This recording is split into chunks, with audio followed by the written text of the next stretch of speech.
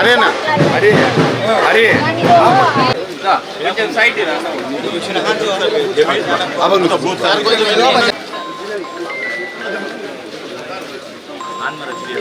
అక్కడ పోయి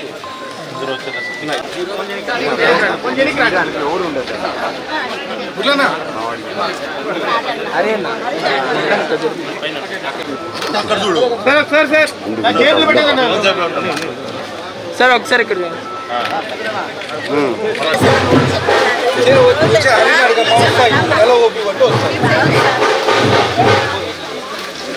సుపరిపాలనలో తొలి అడుగులో భాగంగా ఈ కార్యక్రమం ఏర్పాటు చేయడం జరిగింది. ఇక్కడ ఈ సంవత్సరం కాలంలో మేము ఏం వర్క్ చేశాము, రాష్ట్రంలో సాధించిన ప్రగతి ఏంటి, మా ముఖ్యమంత్రి నారా చంద్రబాబు నాయుడు గారు ఈ సంవత్సరం కాలంలో తెచ్చిన ఇండస్ట్రీస్ ఏంటి, ఇవన్నీ ప్రజలకు తెలపాలనే భాగంగా ఇక్కడ రావడం జరిగింది. గతంలో మేము 2014-19లో అనేకమైనటువంటి కార్యక్రమాలు చేసి మేము ప్రజల్లోకి విస్తృతంగా ప్రచారం చేయలేకపోయాము. దాంట్లో భాగంగా జగన్మోహన్ రెడ్డి 2019లో అబద్ధాలు చెప్పి ఒక ఛాన్స్ ఇవ్వమని చెప్పేసి చెప్పడం జరిగింది.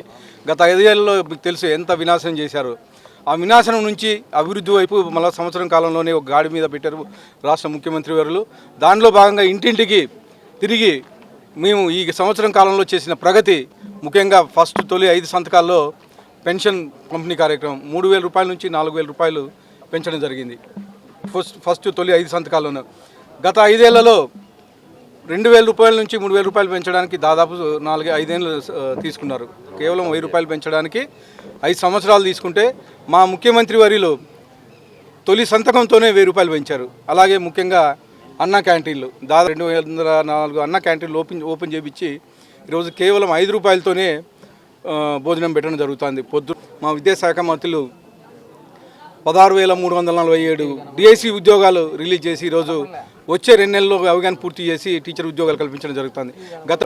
ముఖ్యంగా అనంతపురం లాంటి వెనుకబడిన ప్రాంతంలో గతంలో మా ముఖ్యమంత్రి వర్యాలు కియా తీసుకొచ్చారు. ఈరోజు దాదాపు అనంతపురం నుంచి 35,000 ఉద్యోగాలు ఓన్లీ కియా పరిశ్రమ ద్వారానే వచ్చాయి.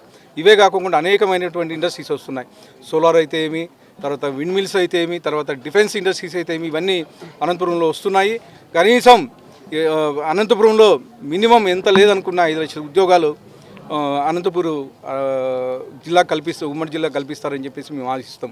ఇవే కాకుండా అనేకమైనటువంటి డెవలప్మెంట్, ముఖ్యంగా పోలవరం గతంలో ఎంత నాశనం చేశారు, కానీ ఈరోజు 14,000 కోట్ల రూపాయలు మళ్ళీ సెంట్రల్ గవర్నమెంట్ నుంచి తీసుకొచ్చేసి మళ్ళీ పోలవరం మొదలుపెట్టారు.